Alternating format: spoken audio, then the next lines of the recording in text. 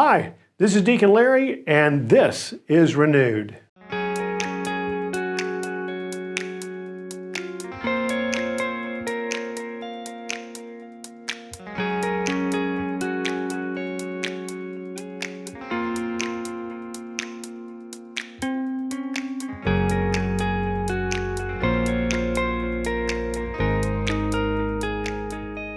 Welcome back to Renewed. Kelly Jones, it's been a wonderful time spending a few episodes with you talking about your questions, and I understand you have a difficult, challenging one for me today. A little bit of a doozy. Okay. How do we advocate for life in a culture that is so resistant?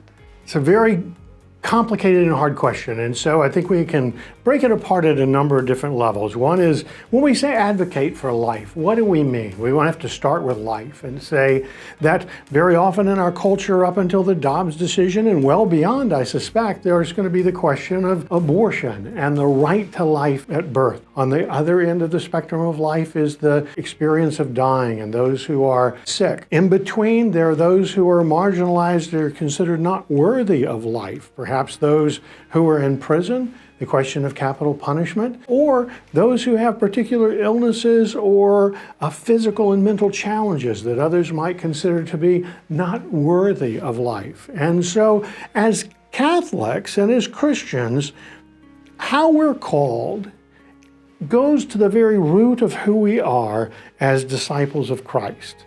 Because to follow Christ is to develop the heart and the eyes of Christ.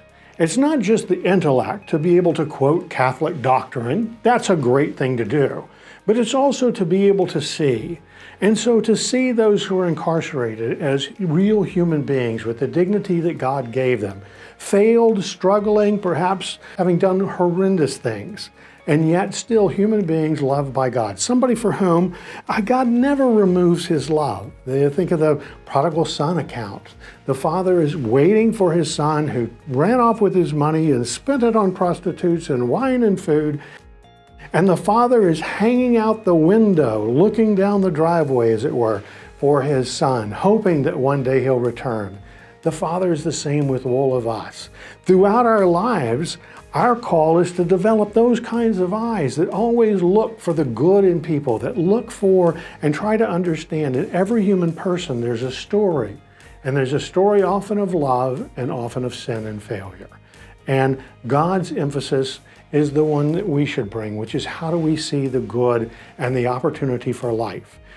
In our society, there's a lot of desire to cancel and to push to the side and to hide or not to see. A very difficult situation today is the reality of our border, where people tend to see immigration as a question not of individual, wonderful human beings who find themselves in a difficult situation. Some certainly may be trying to take advantage, but the reality is immigration isn't about a mass. It's about individuals on particular journeys in their lives.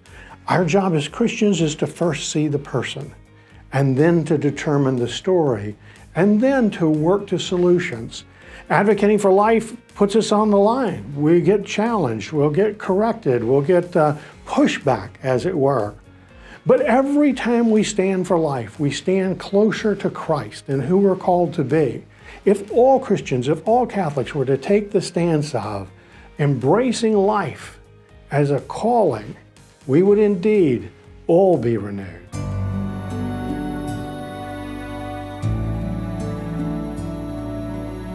Please like, subscribe, or comment below.